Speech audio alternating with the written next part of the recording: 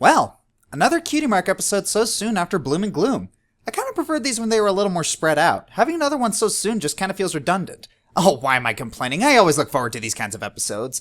Thing is, the CMC aren't our main characters, and I always saw them as a way to break out of the usual six. These characters usually have episodes surrounding growing up, which are usually an interesting change of pace from the usual Aesop surrounding friendship in this show. But, let's see if this episode is still entertaining. Later. I completely forgot whatever it was I just saw.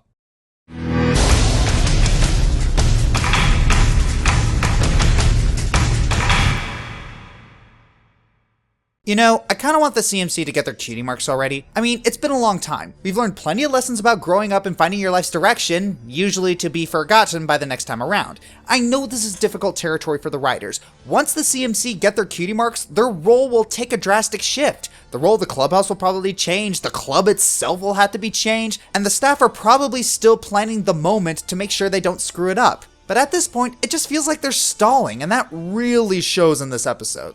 Let me explain what I mean. So, this opens up with Applejack taking the CMC to a rodeo. I'm not entirely sure Applejack was really needed in this episode. You could take her out of the plot and lose almost nothing. I guess you could make the argument that the CMC needed an adult to watch over them as they traveled over, but they've traveled alone before, several times in situations just as perilous, and if Brayburn is always waiting at the station to say, "Welcome to Appleloosa," they don't really need Applejack to come. The only reason she came was because of a convenient shutdown of rodeos around Ponyville, which we've never seen or heard about until now, and because Brayburn's foreleg is broken. Yeah, Brayburn's foreleg is broken. Because why? It doesn't come back later at a crucial point, and Applejack is already here because of the no rodeos in Ponyville excuse. Why is he being forced to not compete? Something about representation, like this is the Olympics or something. Also, why are Sweetie Belle and Scootaloo here, all the way out in Appleloosa? Aside from getting permissions from Guardians, I don't understand why they're supposed to be here. I don't know, this episode's setup just seems really forced. As it turns out, a troublemaker named Troubleshoes is going around messing things up and... Okay, I could listen to these southern accents forever. Holy cow, these are so silly and over the top. Oh, and there's a guy named Troubleshoes. Geez, with a name like that, you're just begging to become a bad guy.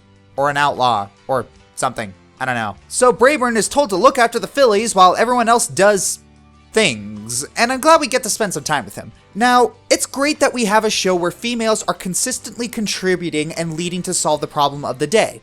But I'm with a lot of people in that we don't spend enough time with well-developed male characters that take a good active role in solving the episode's problem.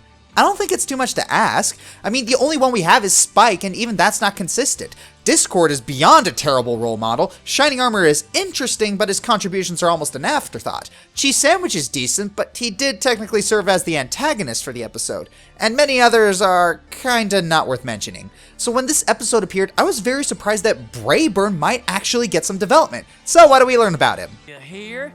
Y'all ain't leaving my sight. Later. He's terrible with children and grossly irresponsible. Yay! So the three fillies bust out and head into the forest. Gee, I hope they don't run into a cockatrice or anything. You know what? I'm used to this. They're dumb kids and they don't learn. They eventually come across a rundown shack belonging to Troublehooves and... I wish the slapstick here was funny, but it isn't. I don't know what it is, but it's not making me laugh. The pain just seems standard and kind of depressing. Maybe that's because it's happening to Pony Eeyore, but... I don't know. This show has done good slapstick before. I don't know what went wrong here. We see that Troubleshoes has a cutie mark that makes him destined for bad luck because he got it by messing up an audition. Okay, this confuses me. Cutie marks are supposed to come at a moment of personal revelation. He got his cutie mark right before he screwed up and realized that he was destined to screw things up. So, cutie marks just appear whenever? Magic just says out of the blue, "Hey, freeze tramp stamp!" Ugh, this is so confusing. I'm finding it really hard to justify this decision. Maybe it was just a derp up. We can just ignore it like Metroid fans do with Other M. You're at a 10, Josh. Dial it back to about a 6. Oh, sorry. Great Divide? Better. So then they travel back to Appleloosa, and of course, no one listens to the fillies when they say he's a good guy. Huh, glad I get to bring Count Olaf back. No one ever listens to children. You would think that after Bridal Gossip, Applejack would be a little more open to Applebloom's talking. Oh well, gotta keep the conflict going somehow. The CMC decide to do the only thing they can and bust Troubleshoes out. So we see that Sweetie Belle is getting good enough to start levitating things, and it was completely pointless. They levitated the keys out, then made the sheriff leave. They could have easily taken the keys after they made him leave, so that levitation scene, while a way to show that Sweetie is learning, is completely forced, pointless, and actually jeopardized their plan.